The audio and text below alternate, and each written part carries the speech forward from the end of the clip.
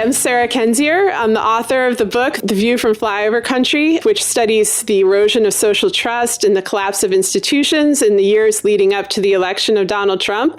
I'm also an anthropologist with a PhD. I studied the former Soviet Union and the use of digital media and propaganda. These are all, unfortunately, topics and skills that came into play as I was studying the 2016 campaign in a very unexpected way. Hi, I'm Andrea Chalupa. I'm a writer, filmmaker, and activist. I've been writing about Ukraine and speaking about Ukraine since 2011.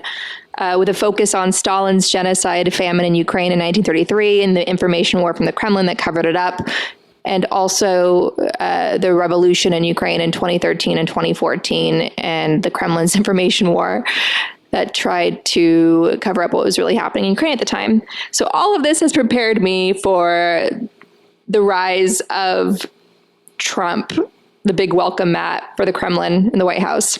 Yeah, really fun times, really fun podcasts lies ahead for you. So if you're new, this is Gaslit Nation. This is the second episode of our podcast. We taped it a month ago. So what you're going to hear later on is the second part of our overview of 2016. Throughout 2016, Andrea and I futilely tried to convince the American public that Donald Trump was a Kremlin asset, that he, Manafort, and others were implicated in a vast international scheme to subvert U.S. democracy. We were called hysterical. We were called alarmist. Now we're called right, especially because of the events of this past week. Today is July 18th. A lot has happened in the last 5 days. So I highly recommend, if you're new to this podcast, going back and hearing our first episode. Today, we cover, roughly from about the Republican convention up to the election itself. So a lot of real fun and exciting stuff. Yeah, Sarah and I are going to be gloating all the way to the gulag. Yeah, exactly. People keep asking, oh, you must feel good. You're right. I'm like, why in God's name would I feel good for being right about this? This doesn't end well for anybody. It certainly doesn't tend to end well for people like us, as Andrea and I have both learned throughout our studies of authoritarian states. Yeah. So I'm going to give a quick rundown of what's happened in recent days, because some of it is just a lot to take in.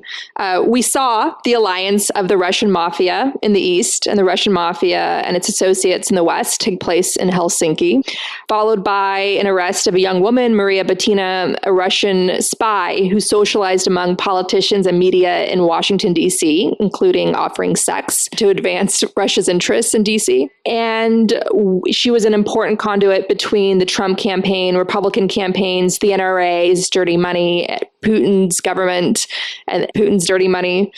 We saw the indictment of 12 Russian intelligence officers for hacking the Democratic Party, not only taking emails, documents, but their analytics, the Democrats' playbook on how and where they're targeting voters, which just, for one thing, provides a major advantage to the Trump campaign on how to counter that. We also have the UK government prosecuting Cambridge Analytica, the British militarized propaganda firm, which the RNC and Jared Kushner worked closely with on getting Trump elected and Republicans elected to Congress in 2016. And the UK government is helping the Mueller investigation there. So it may be Kushner's time in the barrel soon, and it may also be Roger Stone's time in the barrel, because he knew John Podesta's hacked emails were about to be weaponized. Stone bragged also to CNN that he had a back channel contact to Assange while tweeting in August that it would soon be Podesta's time in the barrel. And most recently, Trump has invited Putin to Washington, D.C. I do see a state dinner coming on. What do you think, Sarah? What are your predictions? State dinner time? Is Ivanka going to show off some of her gown? Yeah, I mean, the whole thing is so appalling. I think this is the week even the most reluctant skeptics, finally conceded that, yes, Trump is a Russian asset. Yes, this was a plan. And no one is doing anything to stop it. And yes, they are going to rub it in our faces. And I think that this little invite of Putin to the White House is yet another example of that. And, considering it's hard for me to envision how things are going to be, next week, by the time this podcast comes out, I really can't tell you what's in store for November other than tough times. So I want to say the most interesting thing about the Maria Butina filing is that she was active with her, eye on the prize, which was getting Republicans elected to Congress, getting Donald Trump elected president in 2015. And there's a lot of other reporting looking at how active Russian agents were with the NRA, with other Republican leaders leading up to the 2016 election. And this was a very long operation. And obviously in your reporting, you've covered the long history between Trump and the Kremlin going back 30 years. But it really accelerates when Russia is invading Ukraine. So as tensions between the U.S. and Russia come to a boiling point over Ukraine, what's essentially happening is at the same time Russia is invading Ukraine, it's also invading the U.S. And as we were screaming in 2016, Trump is an invasion of the U.S. by Russia, given all of his close ties, given how embedded he is there with Russian interests.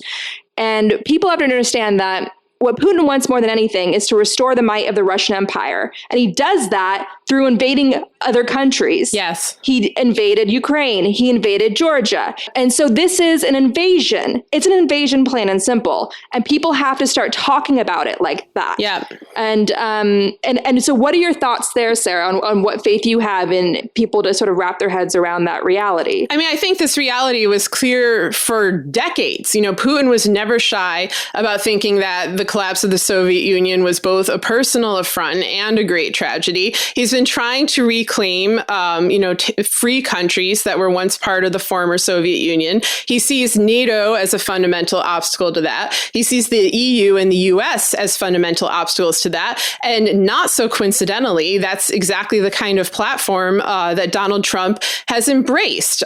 Trump has embraced the dissolution of NATO all the way back to the 1980s. I think this is something that made him attractive as a Russian asset. And now we're seeing both Putin's vision and Trump's dream realized. Trump dreamt, for 30 years of partnering with Russia in a military alliance. He did that back when it was the Soviet Union, and he did that during the campaign with Russia as an independent state. And so, there's all this kind of bullshit talk about, oh gosh, what are the alternatives? We're either friends with Russia or we go to war with Russia. And what people fail to grasp is that it's not a question of going to war with Russia and Russia being our opponent. It's going to war with Russia as a partner against God knows who. Although I think we have some ideas, based on what you just said. I think they're gearing up for more military activity in Ukraine. I think possibly as part of this agreement, this alliance, the U.S. is going to withdraw from supporting Ukraine, and Russia is going to give the U.S. a pass on invading territory that it wants. For example, the long sought after invasion of Iran that Trump and John Bolton have craved. And I think also it's important to point out that Netanyahu met with Putin before this meeting, and he has his own ambitions. And I think that coming to an agreement, a sort of three-way partnership about Syria, about Iran, this is what's happening. It's a new order. It's an alliance of autocrats, and it's exceptionally dangerous for the world. Speaking of autocrats, so just leading up to the meeting with Putin, Trump does a fist bump with Turkey's Erdogan, who kills and jails innocent people in Turkey in order to maintain his hold on power there. This brings to mind that 1990 Vanity Fair piece where Ivana is reported to have told her lawyer that Trump keeps a book of Hitler's speeches near his bed, in his bedroom. And he essentially studied it to learn how to be like a master propagandist, how to manipulate crowds. And that's what we've seen him do, playing on people's emotions and the scapegoating that racists do. That Nazis do, which got Hitler, Freudian slip there, that got Hitler into power. So speaking of Putin, my God, that press conference, Putin was like a kid in a candy store during that press conference. He was like, bring me Bill Browder, bring me Michael McFaul, bring me Kyle Parker. That one really freaked me out. Kyle Parker, I'm like, wait, that's a Facebook friend. Everyone knows Kyle. He's a policy wonk in DC. He's the kind of guy you run into on a panel in DC, it's shocking. Putin, arguably the richest man alive, now arguably the most powerful, is calling out Kyle Parker by name. And it's just like he has his wish list up there and he's just demanding it all. And so I think what people are sort of need to be prepared for, and I think writing is very clearly on the wall, is that Putin's terrorist tactics, where he arrests, journalists and jails opposition leaders or their family members, harasses historians who try to challenge Stalin. He's now seeing the U.S. as fair game, where he can come after our opposition leaders. And Sarah Sanders said that they're willing to look into Bill Browder's case, for one thing, which all of this is incredibly chilling. And if people are wondering whether it could happen here in the U.S., whether Russia could have people killed here in the U.S., it's already happened. You had Mikhail Lessin, the founder of RT, who was found bludgeoned to death in his hotel room in D.C. in November 2015.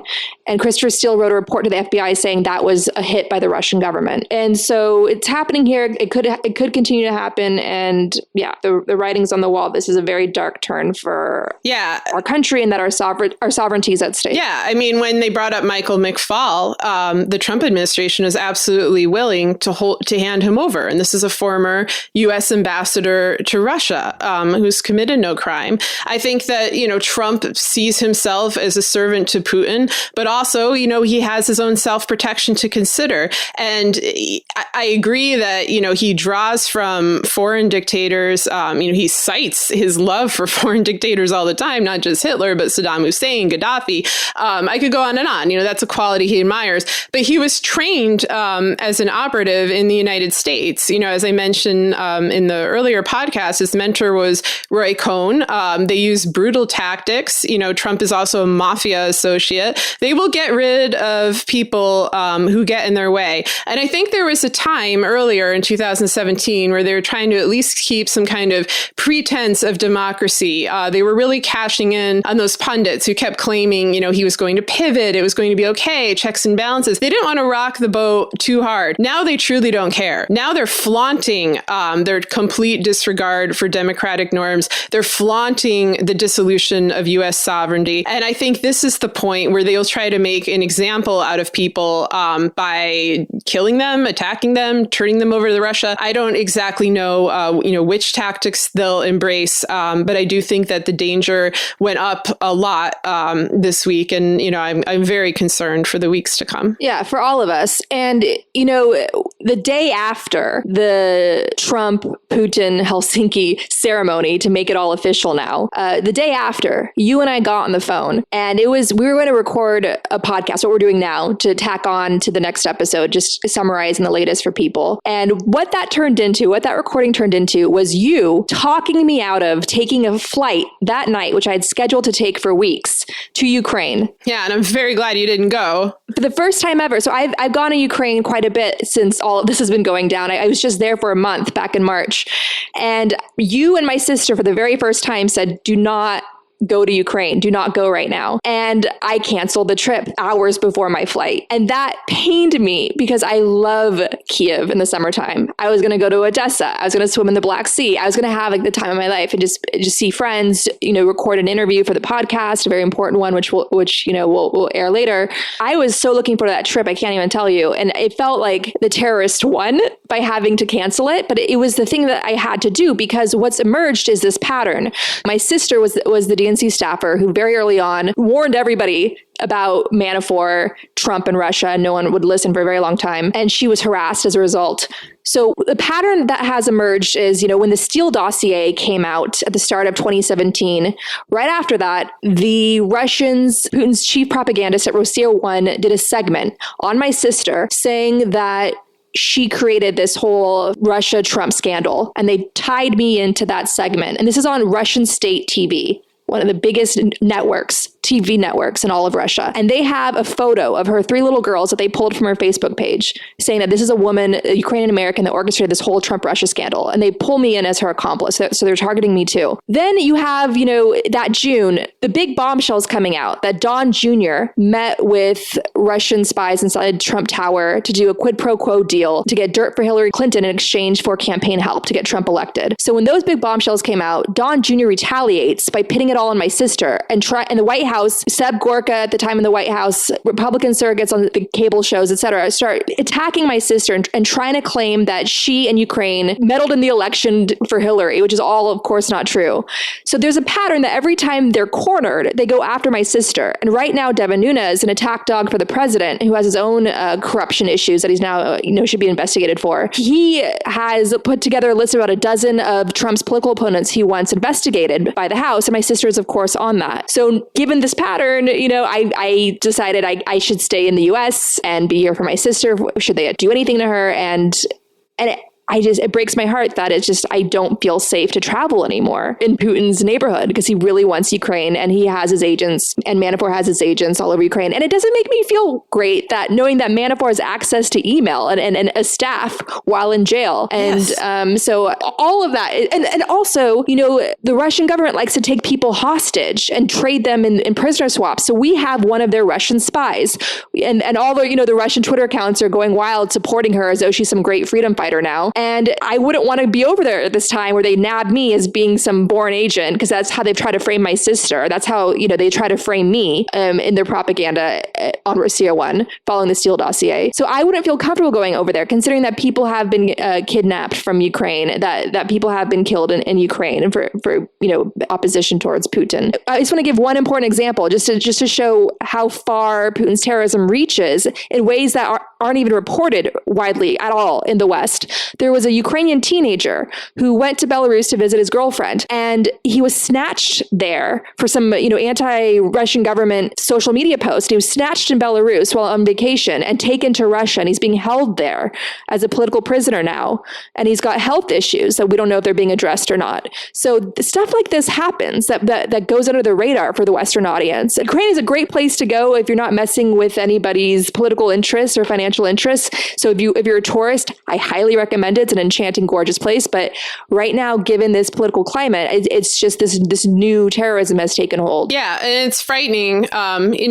In some ways this week, I felt like we were back where we were in November 2016, which we talk about in the third episode of this podcast, the kind of election aftermath, where we were both besieged by death threats, where Jared Kushner's newspaper instantly wrote a hit piece on us and, other things happened. I don't know if we'll ever go into the full story. But I just remember the feeling of that time that there is no one that we can really trust because we don't know who's been compromised. We don't know how people are being surveilled. And it was a very strange feeling for me because, of course, I was familiar with these kind of tactics from so many years of studying Uzbekistan. These were the sorts of tactics used on dissidents there. And I've definitely seen them used in the U.S. before. When I was covering Ferguson, I saw, abuses by police. I saw illicit surveillance of activists by police. But I never really had this particular situation of an American government that had basically been co-opted by a foreign power and by a criminal syndicate. This is a frightening time, and I do hope that people stick together down the road. I hope people forge relationships. I hope people in professions that are being persecuted, whether they're civil servants, journalists, activists, that we just, recognize that we're all in the same boat and that, collectively, if we stand up for each other, it doesn't matter if we like each other or not. When the government is inflicting unconstitutional, threatening policies on citizens and signaling them out, we need to have each other's backs. And I think people finally kind of grasped that this week. I saw a little of that at the White House press briefing where, one journalist who was dismissed, another one picked up their question. It's like, that's what they should have been doing all along. It shouldn't have taken this for people to realize it, but now they do. Yeah, and I just want to close off this intro summary by saying, yes, things are incredibly bleak right now. And if you want some sort of silver lining solution, the way to take power back in your own hands, I would say first and foremost, absolutely do not trust the Republican Party inside Congress to save us. Anybody who pushes the Republicans and puts pressure on them and says, well, here's the legal path on what Republicans can do, it's all pointless. They're gaslighting you. It's like, it's not even a matter of party above country. They're saving their own selves. It's a matter of personal interests above their own country. We saw that the Russians were not only helping Donald Trump, they were helping the Republican Party. Cambridge Analytica was working with the RNC. The Russian hackers stole from the RNC and has yet to weaponize those documents, those emails, whatever they have. We don't know. Imagine, we know how dirty the Republicans are from everything that's been reported on them. Imagine what they're like privately in their emails and their documents and their strategy memos, etc. The Russians are holding on to that. And then we have all this great reporting on how Russian dark money has been spreading through the GOP. So you have members of Congress that are in power with everything that's been out in the public record, thanks to the Russians' help. So if Trump goes down, they're going down too. That's why they're not coming to our rescue. And if you want firm proof of that, look at the fact that the Senate, every Republican in the Senate approved Brian Benchikowski to the DOJ, and he's never tried a case in his life. And he came from Alpha Bank, advising Alpha Bank. He was on the Trump transition team, which Robert Gates worked actively on, which Manafort worked actively on. And he was hired to clean up Alpha Bank's image in the West because of all the sanctions that were hitting Russia, et cetera, and the tensions between the West and Russia. And every single Republican voted yes on Benchikowski, even though he hasn't tried a single case in his life. And he's somebody that could easily go into the DOJ, worm his way through, and undermine the investigation of Trump and Russia. And that's who the Republicans overwhelmingly voted on to head the criminal division of the DOJ. No, they're not coming to our rescue. Don't listen to anyone who talks about political solutions of what the Republicans can do, because they simply will not do it. They'll sound angry, they'll issue statements, but that's just all gaslighting. Yeah, now, welcome to our show. I agree. So yeah, but if you want a solution, get the Republicans out. Get your plan for 2018 this November. Like, figure out which swing district you're going to, figure out which candidates you're adopting in 2018, and get these Republican criminals out of Congress. That is how you're going to save your country and save our sovereignty. This is Gaslit Nation with Dame Magazine.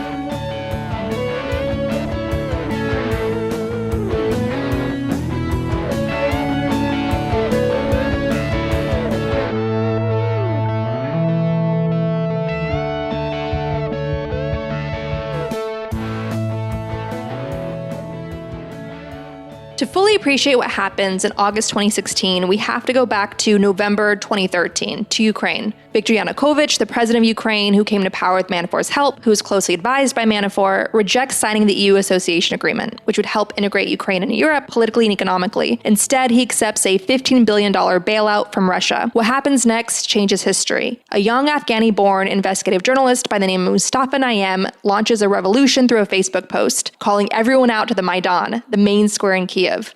Over the next 3 months, December through February, in the freezing cold, protesters risked their lives facing off with riot police and government snipers, all under the banner of not wanting to be a Russian proxy state. Dozens of protesters are killed. EU officials come in to broker a peace deal. Vitaly Klitschko, the heavyweight champion of the world, who has joined the revolution, is on stage to deliver the news that a peace deal has been reached. Yanukovych can stay in power, and then there'll be an election at the end of the year. A guy in his 20s comes up from the crowd, grabs the mic from the heavyweight champion of the world.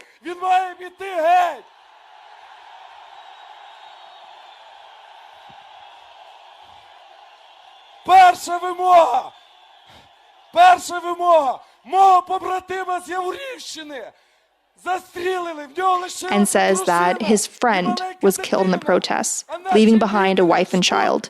The president has until 10 a.m. to leave, or they'll make him leave. The next morning, Yanukovych is gone. He's fled to Russia. That spring, there are new elections. Mustafa Nayyem, the investigative journalist that launched the revolution, gets elected in a parliament, and so does his close friend, an investigative journalist he often works with, by the name of Serhiy Leshchenko, who in August 2016 comes crashing into our election in a very big way.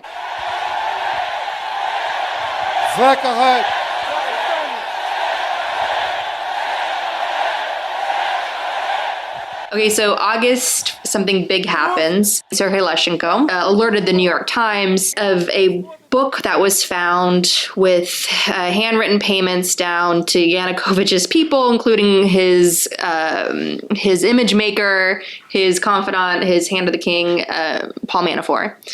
And this became known as the Secret Ledger story. It ran in the New York Times in August 14, and this is what it had to say.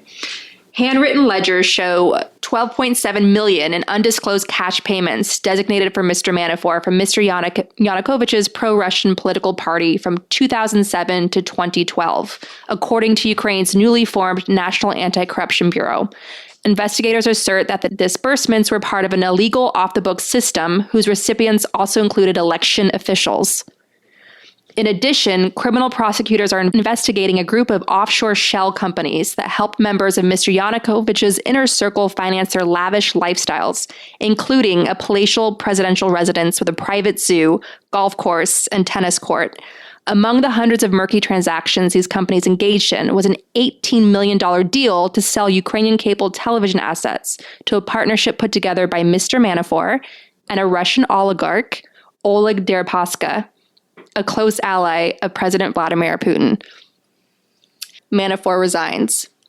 That day, Andrea goes shopping in the streets of Brooklyn, looking very much like Belle in the opening scene of Disney's Beauty and the Beast. I'm telling the woman at my favorite boutique, did you hear about Paul Manafort? And I'm like singing the news to her. I go to my butcher because of course, I pick up a steak that night. I'm like, did you hear about Paul Manafort? I go to the wine shop. I tell my, the lady there, I'm like, did you hear about Paul Manafort? And I have like my basket of goods, whole new wardrobe, by the way. And I cook dinner. A steak, a bottle of red wine, and I'm wearing my new clothes. I'm like to my husband, like, did you hear about Paul Manafort? And that was my August 19, 2016. Bravo.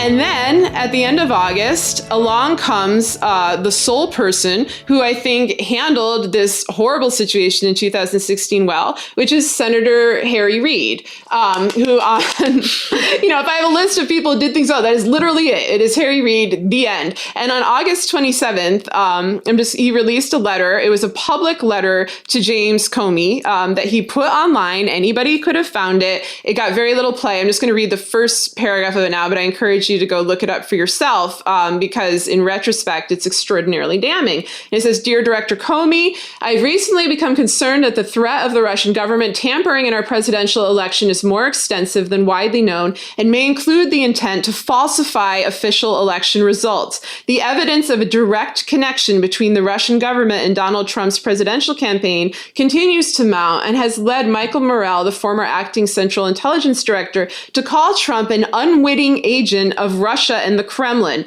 The prospect of a hostile government actively seeking to undermine our free and fair elections represents one of the gravest threats to our democracy since the Cold War, and it is critical for the Federal Bureau of Investigation to use every resource available to investigate this matter thoroughly and in a timely fashion.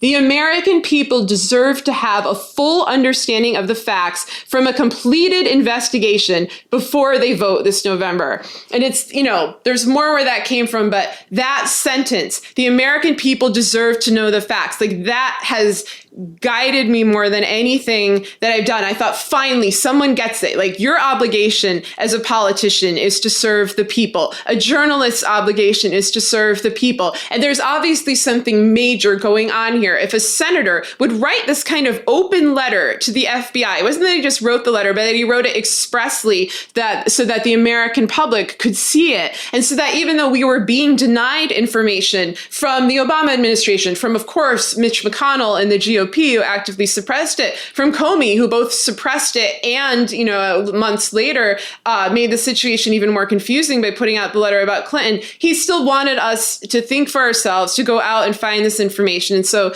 there was some solace in that, but I also found it very, very unnerving because it made me know that I was right, that this was serious, that this was important, and that our government and our agencies were absolutely blowing it in a way that could have, incredible and possibly permanent consequences for the freedom and sovereignty of the United States.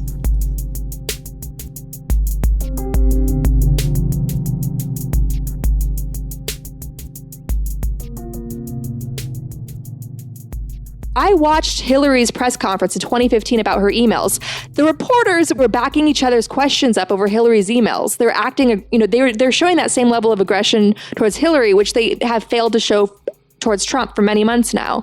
And it was so surreal it was to watch. A coordinated attack. I mean, they had Clinton cash used as, a document by the Washington Post, by the New York Times, by Fox News. You had reporters working directly with people that were associated with the Trump team. They were told what to print. They were told what to run, and they did it. And so these were all ripe targets for, any kind of disinformation or manipulative release of information that was to emerge in the future. They behaved like sheep. They have a pack mentality. And it's this conformity that you see both in the style of reporting, which often resembles stenography, whether it's stenography of the White House or stenography from leaks that are handed to people. There's a general lack of curiosity, and that's alarming. And I don't want to sort of blast the press on whole, because I do think there are individual reporters who've done a very good job. I think there are reporters who did a brave job and should be commended.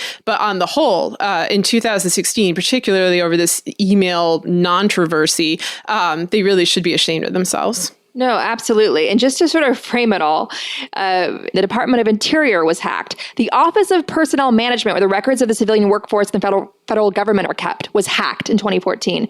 Russia hacked the State Department. Russia hacked the White House. Russia hacked the Joint Chiefs of Staff. Guess what was not hacked? Hillary Clinton's private email server.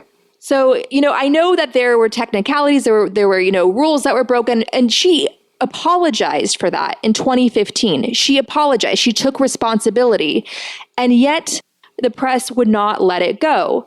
And as you mentioned, there were good reporters that try to point out the fact that, look, the U.S. government, the federal government has been under these aggressive cyber attacks. And so one could argue that Hillary's own server hasn't been hacked.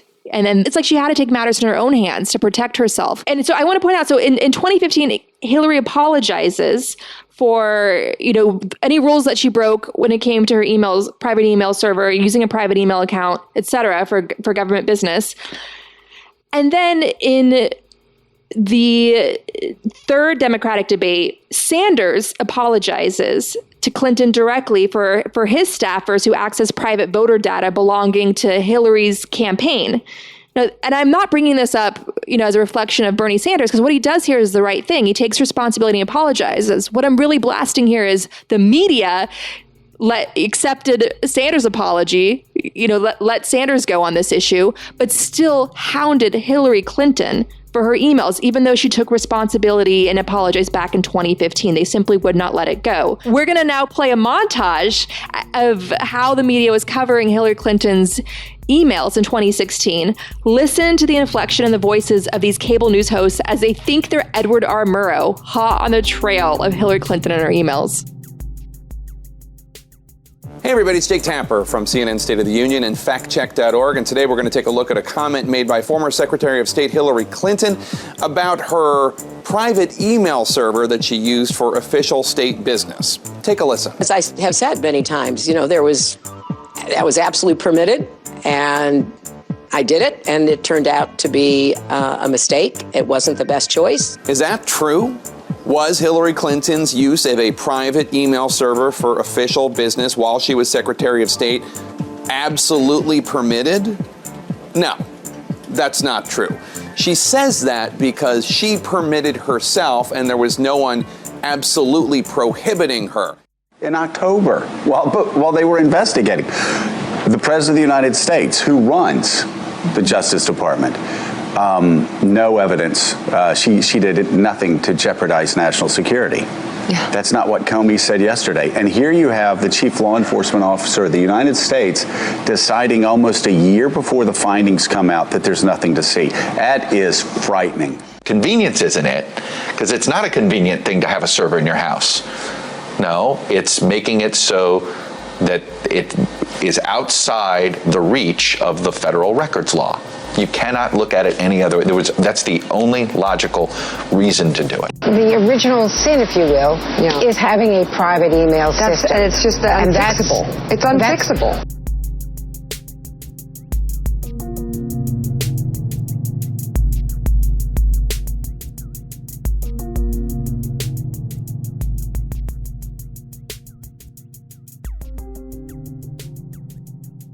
As you pointed out before, Hillary's server was the one thing that remained impenetrable. And so I think it's very clear that this media obsession had nothing to do with national security, had nothing to do with cybersecurity. If that were the case, they would have been reporting endlessly on the very serious hacks that were done throughout Obama's second term of government institutions as well as private corporations like Sony, of all of Yahoo Mail. I mean, those are major stories. JP Morgan, LinkedIn. Yeah, I mean, there's so many. And those were successful hacks. The hacks of the DNC, the RNC, those were successful hacks. This was not actually anything that violated our national security in a pragmatic way. It was a violation of protocol. And I think it's very interesting, that a woman violating protocol, but in a way that in retrospect, whether inadvertently or purposefully, protected our national security is considered a more severe threat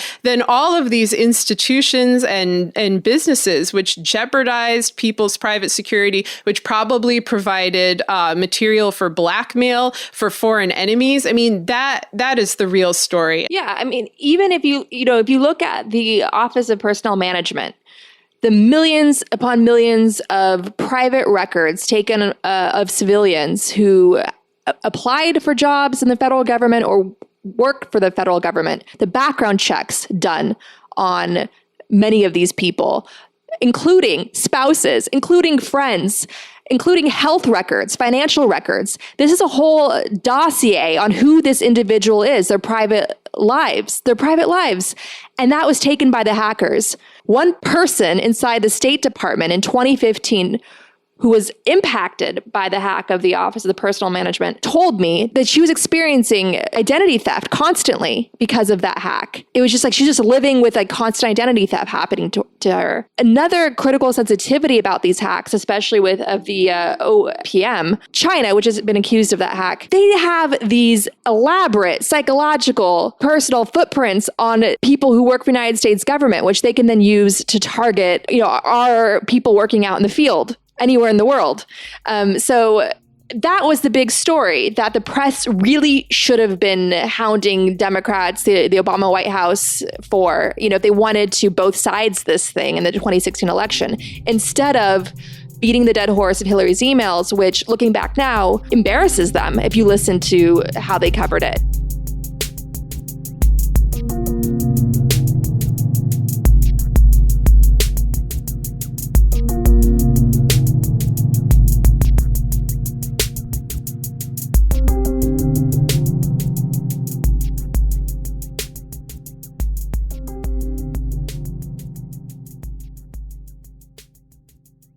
Steve Bannon, Trump's new campaign CEO, joins Team Trump from his job as chairman of Breitbart News, where, as Vanity Fair reports, Bannon helped create, quote, the political philosophy and the political army in waiting that has been the engine for Trump's astonishing rise in American politics.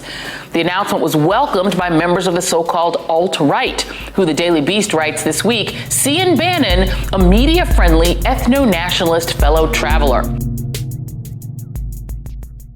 September 2016. One thing to understand about how Trump operates is that no one ever really leaves. You see the same cast of characters coming up again and again. And part of that is because of the loyalty, quote unquote, that Trump values, which is really a mafia style loyalty of omerta, of blackmail, and of control. And so Manafort was officially gone. Mafia loyalty. Yeah, it's mafia loyalty. Trump has kept this lifelong kind of coterie of miscreants surrounding him ever since the late 70s onwards. He values loyalty, if you want to think of it that way, but it's not loyalty that's based on respect. It's a mafia style loyalty based on mutual corruption, intimidation, and fear. So while Manafort was technically gone, he resurfaced in December and was still lurking in the background, but we'll get to that. Steve Bannon came in to officially replace Manafort 2 days before Manafort departed. That was significant in that Bannon, of course, knew how to really work the media because of his history in Breitbart. And so these kind of propaganda tactics that we'd seen throughout the campaign of lies, of constant attacking, of manipulation of media entities went into just full throttle. One of those tactics was to ramp up the contribution of yet another former campaign manager, Roger Stone, who played an important role at this time. It's important to remember that by August, the majority of America was convinced that Trump was going to lose. I was not in this majority. I thought he still had a chance, but I definitely thought he had hurt himself through the disastrous Republican National Convention and through just a series of missteps, insulting veterans, feuding with babies, you name it. He did it. I know, it's like we forget he feuded with a baby. But so could you unpack that a little bit more? What was the feud? He feuded with the damn baby. What was the feud again? What did the baby say he's not really rich? Well, actually, this is horrifying in retrospect of what's happening today with these children. A woman brought her baby to a Trump campaign rally. Trump yelled at the baby, said, "Get that baby out of here." People thought he was joking because who the hell says that to a prospective voter with a child? And he's like, "I'm not joking." And that is how Trump treats children. So it's unfortunately, it's worth pointing out. It sounds absurd, but the seeds of his attitudes were always apparent. And on that note, this was a somewhat frightening time. This is the time people started discussing the quote alt-right, which is a nice word for white supremacists, in detail. Roger Stone had become very active in proclaiming that if Trump loses, it's one, because the election is rigged, and two, therefore, there will be a bloodbath. And so people were looking at the rise of militias, they were looking at the rise of hate groups, and they were predicting that Trump would lose and that this would happen. But what's important to remember about this is that this was, I think, one of the savviest moves the Trump campaign made, which was to say that the election would be rigged. Because in response, every Democrat made a grave error, which is that they came out and said it is impossible for an American election to be rigged, that our integrity is, impenetrable. We were terrified that Hillary was going to win, and then Trump would refuse to concede, and he would stick his militias because he on said us. that. They asked him, would you concede? Be civil war, and he said, I don't know. And that was what they were putting forth. But what it did was prompt Democrats to say, our elections are of the utmost integrity. You cannot rig them. They are unriggable. Whoever wins this election is the winner, and that's that. And that was to stop Trump, from doing that. But the thing is which is really irresponsible for them to say, because even during the election, it was being reported that the election infrastructure it was being hacked. There's the election infrastructure being hacked. We knew that there was attempts in all these states. They were in Arizona, for example, they were publicly reported throughout in these sort of sporadic things. We knew that Russia wanted to send election observers to each state, not, through an international organizational body that traditionally monitors elections, but unilaterally. And they were shot down by Texas. So basically by Russia saying we want to send election observers, what they're doing is amplifying Trump's claims of the election being rigged. Yeah, they were contributing. And then, of course, you have traditional American voter suppression that was a result of the partial repeal of the VRA in 2013, people being turned away. So, in other words, there are a million ways that you can rig an American election. And of course, Obama and others who were saying it was impossible were saying it on the assumption that Hillary was going to win and that they needed to preserve that win, that Trump had no chance. But it's a dangerous thing to say because one, it's simply not true. It ignores all these structural problems. But two, it backs them into a corner when Trump actually won under what appeared to be illicit means, the very things that Harry Reid warned about when he said that. Which appeared to be a rigged election. And of course, Democrats can't use that word because now it's loaded. Cannot use it. Harry Reid outright said they're going to falsify the election results. He was quite frank. No one else was able to speak about in those terms because they'd been constantly saying it was impossible and they would just look like sore losers. They would look like hypocrites if they were to embrace that. So that's what was going on in September.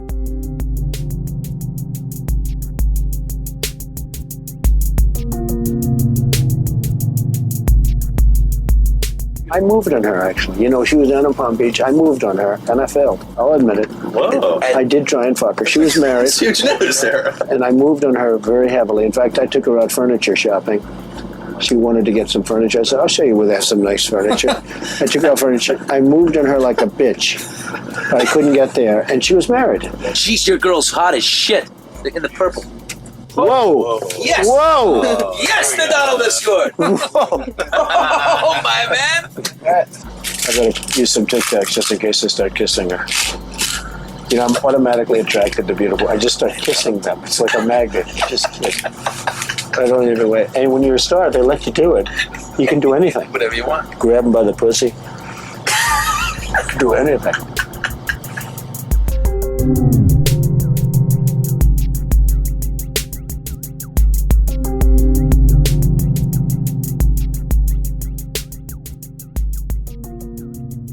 So October begins, with a pivotal day of October 7th, where three things happened. First is the Access Hollywood grab 'em by the pussy video gets released. Then immediately after that, WikiLeaks drops, what was it exactly? It was like hours later. It was just instantaneous. They had the Podesta emails locked Gmail. and loaded, ready to go. It's like they had an entire strategy in place. And then the other thing that's interesting is that was the day that Obama or the Obama administration came out and officially declared that Russia had hacked the DNC. And of course, that story was immediately buried by the other two, which were much more interesting, especially the grab 'em by the pussy tape. I remember that day because I remember on Twitter, everyone being like, finally, it's over. Like, finally, there is a thing that no one will be able to get past because this is him. There is video, there is audio. It's disgusting. He was already down in the polls. This is the end of him.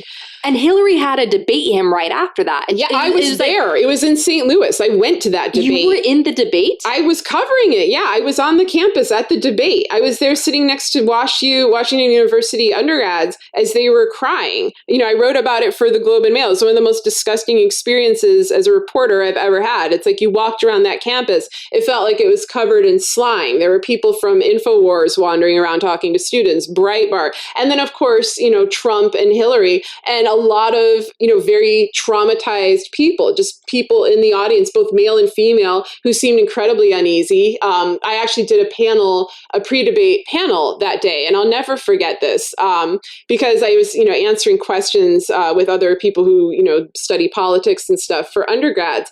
And an undergraduate came up to ask a question, and she's like, this sounds really stupid, but I was wondering if you could answer this for me. How do you tell fact from fiction? How do you tell fiction, from reality? Because there's so much news, there's so much information and so much out there in the media. And I look at it and it's all contradicting each other. And some of it seems so wild and some of it seems so improbable. And I try my best to make sense of it and I can't. And I remember thinking, this is one of the top schools in the country. This is a very difficult school to get into. This is an intelligent young woman who's just asking, how do I tell what a fact is? And there's so much after the election about media literacy, about how this is a problem of uneducated people. And I really do not think that that's it's the abuse. case. We're being abused. I feel like it's gaslighting, it's psychological abuse, it's a propaganda operation. There's no reason that anybody should be able to discern with ease what's going on. I mean, we spend all day analyzing this and trying to analyze it in a historical framework. Right. We have historical references, we have cultural, regional and references. We struggle. We struggle to make sense of it. And we're constantly bombarded with the sheer volume of it. So I can't blame this girl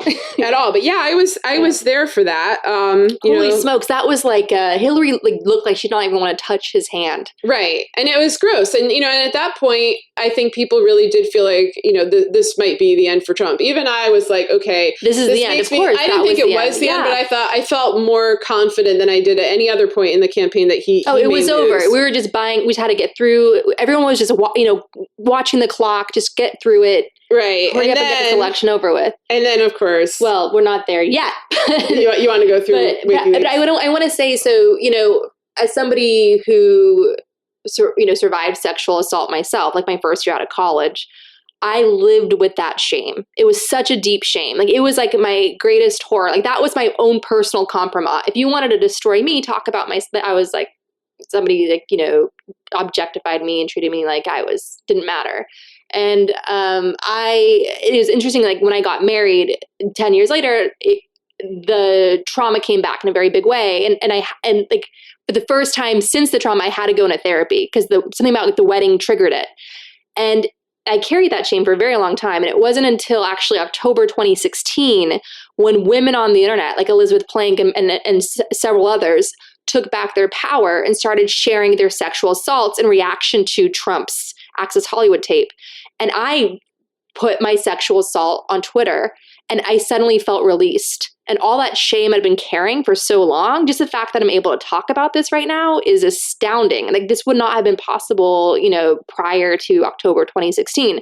But I think that's so significant is like the resistance starting, by women, led by women. And because it was such a heaviness, it's abuse what they're doing to us. And just the heaviness. I knew so many women that felt like they were just being held down by this heavy weight. Like they had been like submerged in quicksand and they just were not able to do anything, which means that they weren't able to like call voters, get the vote out, knock on doors. It was just this like walking through a swamp and just becoming a zombie because of this like abuse that he was inflicting on us with this and forcing us to confront all the things like how men have like treated us like second-class citizens, and how women have to like carefully like tone manage their emails, tone manage themselves in all type of situations. The reason why you and I have like sort of clinged to each other from the get-go is because it's rare to find women that talk about the things we do. It's been transformative to really have a fellow woman in the trenches. It was just me and men for a very long time. Right. And I want to bring up, I mean, we sort of talked about it a little bit before, but up to that point, we had Hillary Clinton supporters or just women in general hiding in Facebook groups, hiding in locked, sequestered areas. And I think that was the moment where people finally started to come out, because one of the main weapons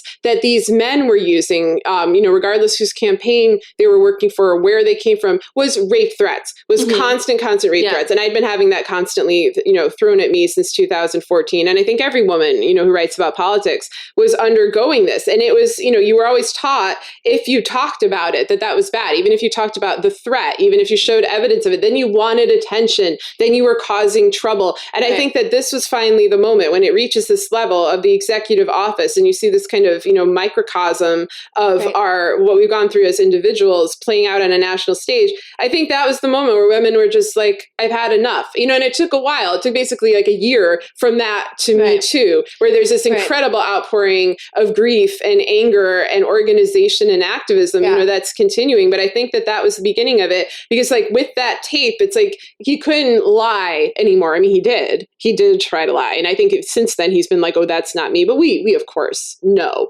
and he implicated himself, and there was sort of a power in that kind of objective truth being revealed in a campaign that was so full of lies. But also it was horrific because that is the other candidate. That is someone who may have executive power. And I think even though we all, or most people thought he would lose at that time, it's still in the back of your mind that he could win. And if he wins, what does that mean for us as women? What does that mean for girls in general? And that's the question that we're still trying to deal with now. Right. And parents are grappling with. But I have to say, one of the most revealing things, there was a profile that ran on Ivanka Trump in Vanity Fair. And there was this little nugget buried in the article where they describe how her reaction to the pussy tape was to hit back harder. Ivanka Trump's reaction to the fact that her father has no problem grabbing women by the pussy and like his long history of sexually assaulting women, being a sexual predator, raping her mother. Ivanka Trump's reaction was to hit back harder. Yeah. That was like only confirmation you need that Ivanka Trump is her father in a prettier package. Absolutely. And that makes her far more dangerous because Americans love shiny little things. And we have to be so vigilant. I know we're talking about 2016, but we have to be so vigilant of like an Ivanka Trump presidency emerging from all of this. Because like, they're still the end reluctant game. to criticize the her. The only thing he loves, if he comes close to loving anything other than himself, the only thing he loves is Ivanka. Yes. And the end game of all of this is going to be making Ivanka Trump the first female president of the United States. Like, mark my words, that is the nuclear bomb that's ticking in the center of all of this. Yeah, no, I agree. Yeah, so we had that. We had the Podesta emails, which, of course, began to eat away at Hillary's John Podesta's lead. risotto We had his risotto does not recipe. play well in the Heartland, apparently. We had people beginning to kind of ignore the Russia story because I think that there was this sense of assurance that Trump was going to lose until, of course, Comey put out his letter saying that there is an investigation into Hillary Clinton. Which gets leaked by Jason Chavez, who at that point had said he was unable to look his daughter in the eye if he voted for Trump. So I'm kind of wondering how that's going because he, of course, then did. But he helped get Trump elected. conducted by leaking this letter? Yeah. So he leaks it. It comes out. Someone should ask him if he could look his daughter in the eyes. I'm still wondering, has it been a year and a half and you haven't seen your child? How's that working out for you, Jason Chaffetz? But, and then of course, the sole person who I respect of this entire tale that is an elected official, Harry Reid, comes back. Reemerges and goes, Harry Reid reemerges. So this first letter to James Comey, he got no response. James Comey ignored this plea, which again was a plea about relaying vital information to the public before the election, when it actually matters, when it actually might have some effect both on votes, but also just, we were in a democracy where such concerns could be dealt with. So I'm going to read a little bit of this letter that was published by Harry Reid on October 30th, 2 days after. And he says to James Comey, "In my communications with you and other top officials in the national security community, it has become clear that you possess explosive information about close ties and coordination between Donald Trump, his top advisors, and the Russian government, a foreign interest openly hostile to the United States, which Trump praises at every opportunity. The public has a right to know this information. I wrote to you months ago, calling for this information to be released to the public. There is no danger to American interests from releasing it. And yet, you continue to resist calls to inform the public of this critical information.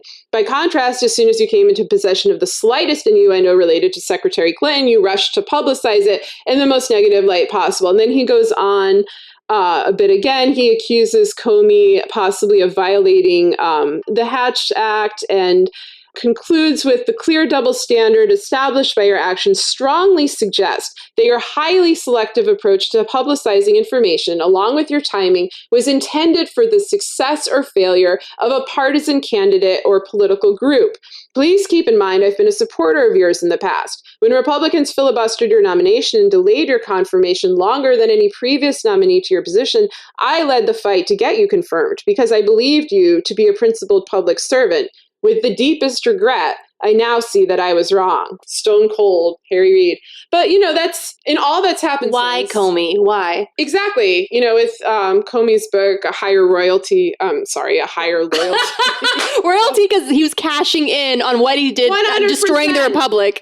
Some of Comey's emails have been revealed. It's been revealed that the FBI, did play this partisan role. He was even pressed to release information about the Russia investigation. Yeah, and he wrote this long-winded explanation in an email saying no, because that would make us look partisan. Yes. And it would raise all these questions of why weren't we doing anything about it, et cetera, et cetera. But then he rushes to, and he made make sure Hillary look like crooked Hillary. And he's not, I agree with Harry Reid. This is not a principled public servant. It doesn't mean that Trump firing him was the right thing to do, because that's not the grounds on which Trump fired him. Trump admitted he fired him to keep Comey from investigating Russia and Flynn and all these things. But at the same time, this was just extraordinarily damning. And this was the moment, as you remember, because we finally became friends soon after, that I was like, this looks like a coup.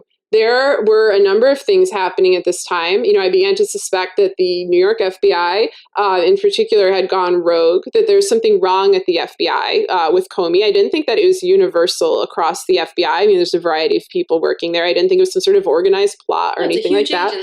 But, there was corruption in it. The FBI Twitter account began tweeting out praise for Fred Trump, for Donald Trump's father, which was bizarre. It began tweeting out criticism of the Clintons, bringing up things like Clint's pardon of Mark Rich, which of course I disagree with, but nonetheless, why this account had been dormant for such a long time. I wrote about this for the Globe and Mail. There's an article, and I also found that there were a number of people dismissed at the time as wackos who were former state officials. One of them had worked for the State Department and had become like a Trump aficionado, went on, made YouTube videos saying, "We have carried out a coup." As we've talked before, there was a counter coup initiated by those of us in the intelligence community, in the FBI, the New York Police Department, and many other institutions, both civilian and military, who were concerned about what Hillary and her friends were doing. That coup came out not through bullets or guns or tanks or soldiers. It came out through the egress of countless numbers of emails, literally in the thousands, that were exposed by many of our friends in the government who were concerned about the nature of the republic and what was happening to it, as Hillary and her cohorts were corrupting our system. And so at this point, you and I pretty much knew what was going on. Other people I talked to, especially people who had lived in authoritarian states, were basically like, your country's undergoing a coup. And then Halloween happens. Crash. And I'll never forget this. Let's slow this down. We're both totally hyped up right now. Let's take it, because this is a huge day. Huge day. October 31st, 2016, Halloween, appropriately, Halloween, is a massive day in American history.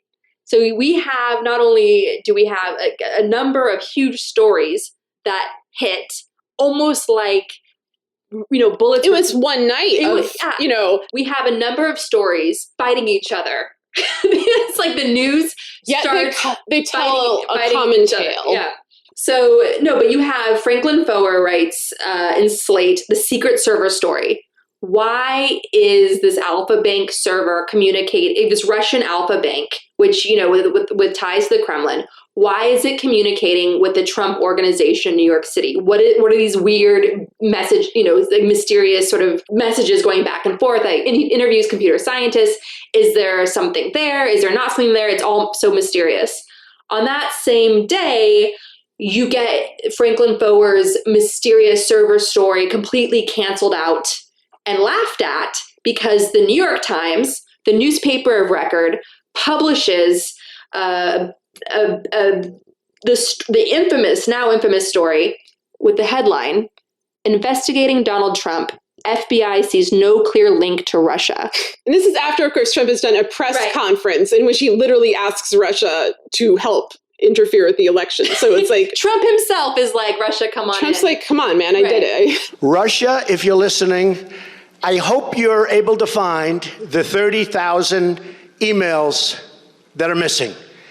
I think you will probably be rewarded mightily by our press. And then at the same time, you have David Korn, who goes on to write with another investigative reporter, Michael Isikoff, will get the definitive book on the Russian hacking of the election called Russian Roulette. So you have David Korn being the one American journalist who's willing to take Christopher Steele seriously and publish, though anonymously, an interview with him about how he compiled his now, famous Steele dossier, all about the compromise that the Kremlin has been collecting on Donald Trump, including some fun sex stuff he did in a trip to Moscow. Well, and the most seminal point of that, I think, was the information that the FBI had been investigating Trump as a probable Russian asset since 2011. And that's an important year to look at. We should bring this up in later podcasts because Mueller gave a speech that year about this new intersection of organized crime, politics, and business, in which he basically describes Trump, Manafort, he directly talks about the Russian mafia and the head of the Russian mafia, and lays out this as an incredible threat, a threat that American democracy might not survive. We'll go back to this, but it makes sense. It gives some credence to the claims of the Steele dossier that we know that Mueller, then head of the FBI, was looking at things on these lines. And so, as Andrea said, all this stuff comes out at once. It's all just, at its heart, Russiagate is all just organized crime. That's all it is. There's nothing sexy to it. It's just the mafia in the 21st century. Yeah. And Putin's Russia is well documented that it's a mafia state. And when you get organized crime at the level of government, you get kleptocracy. And in order for kleptocracy to be maintained, you have political repression that comes in different forms. You have, autocracy, you have white supremacy used as a bludgeoning tool. Exactly. You have all these different methods, but the motivation is primarily greed. It's money, and it's, filling the Trump family and what coffers. American voters did not understand, what American media, what Americans did not understand in 2016 is that around the world, throughout history, corruption has been the norm. Mm-hmm. Corruption is the norm. The center of gravity in the world today and throughout human history has been corruption. And in America, too, it just played out differently. I mean, what we haven't had, we've had people exploit patriotism as a way to enhance their own corruption. I mean, that's like an age-old story of American history. And we've had, grotesque and inhumane acts, committed in the name of America, like slavery, Western expansion, things like that. What we haven't had is a group of people with no loyalty to country who are willing to threaten our national security, to abandon our sovereignty, purely for greed. There's not even like a definitive ideology behind this, although white supremacy plays a role. I don't know anybody in this administration who's not a white supremacist. And Manafort got caught because of his crazy shopping sprees and like $100,000 shopping sprees. Manafort also can't convert Word into PDF. Manafort's got some issues for somebody who's been in the game this long. Like, greed is a hell of a drug, as they say. Yeah, and so that night, I remember I took my kids trick or treating, and I came back to Twitter, and it was like a John Le Carre novel was my timeline, and all this stuff that I'd been talking about mostly in DMs because it seemed so out there. Although I'd written some articles, trying to use publicly available sources to bring it to the American public, and then of course one of the things everyone was talking about from David Korn's article in Mother Jones was the idea of a Trump sex tape. And I had heard about the existence of multiple sex tapes at this point, just sort of, through the grapevine, through DMs, through people that kept insisting that at a critical juncture, if it seemed that Trump was really likely to win, this would be dropped. And I kept thinking, why the hell is anyone waiting? Not like I wanted to see a Trump sex tape, like that's like my nightmare. But if such a thing exists, and the things that I had heard about were not sex, they were coercive sex, illegal sex, things that had a legal issue. Why was this not being revealed to the public? Why, this is like part of vetting a candidate. Why would this not be out there? And then of course I found out that you had heard the same thing, if you want to talk about. Yeah, so how Andrea met Sarah was through the hashtag Trump sex tape. Oh, God. So I was having, Halloween's my favorite day of the year. Not anymore. So I love Halloween so much. I watch Arsenic and Old Lace, classic Cary Grant film. I love it. But this was like a miserable Halloween for me because, it was just a rough 2016, and we're on the verge of, are we or are we not? We're 1 week from the election. Yeah, 1 week from the election. I was just really beaten up. And I read the David Korn interview with Christopher Steele, and I shared it on Twitter with the tweet something like, yep, this is how it all ends. I said something like, as we hear, if you've been covering Russia, anybody that covers Russia, it's kind of well known that there's a hashtag Trump sex tape. I'm like, yep, that's how it all ends in a Trump sex tape. And then I log off, I go get like my Ben and Jerry's because I need to eat my emotions for the night. And I come back and the tweet's been shared like 2,000 times. That's because I wrote Sarah Kenzier's in my DMs going, what do you know? Tell me everything. I've heard this too. And I'm like, first of all, Sarah Kenzier, calm down. I'm eating Ben and Jerry's. I need a moment with my Ben and Jerry. I'm like spooning this carton of ice cream, DMing with you, not realizing it's like the beginning of a beautiful friendship. Oh, yes. But I think it's so perfect for our friendship that we met on Halloween. Because I know you said no personal stories and no feelings. This is okay. This was public. Everyone got to see this beautiful friendship based around Trump having sex or peeing on and people. Like a good wedding photographer, New York Magazine covered it and had like my tweet and then our Sarah's first hit tweet. Piece, Andrea. Yeah, our first. Oh my God! Look at these lunatics piece appeared where they were like, these idiots on Twitter think that there's a sex tape involving Trump, and we were among the idiots that were listed. And of course, there probably is. We Thelma and Louised it. Like as soon as, so I mean, I could jump ahead to November, but like Sarah and I like met that night and like would not stop DMing and like kept sharing. Do you see this? Do you see that? And it was like I finally felt like I met somebody that understood. I finally met somebody. It's really hard to be a girl alone in the world with the Trump sex tape. You really need female support at a moment like that when you're confronted with that kind of information. So I'm very glad that I found Andrea through that beautiful hashtag of Trump sex tape.